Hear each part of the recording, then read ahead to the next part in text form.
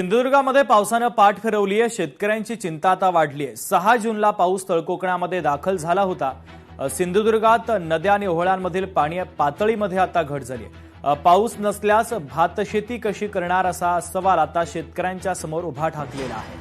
आणि एकंदरीत या परिस्थितीचा आढावा घेतला आमचे प्रतिनिधी रोहन नाईक यांनी। पाहूयात। तळ कोकणामध्ये 6 जून रोजी मान्सूनची एंट्री झाली होती असं हवामान खात्यानं जाहीर केलं।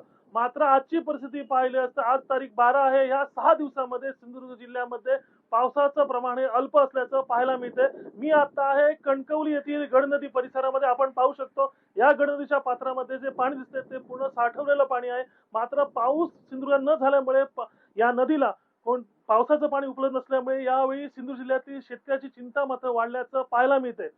प्रामुख्याने पाहिलं असेल तर सिंधुदुर्ग जिल्ह्यामध्ये भात शेती मोठ्या प्रमाणात केली जाते। या भात शेतीसाठी आवश्यक असणारे मुबलक पाणी यावेळी उपलब्ध नसल्यामुळे येथील बळीराजा मात्र चिंतेत पडल्याचं पाहायला मिळतंय।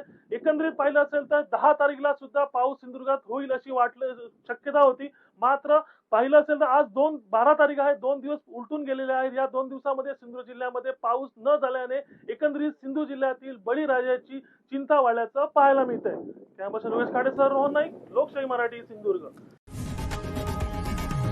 लोकशाही मराठी ऐका, पहा, जागरूक रहा।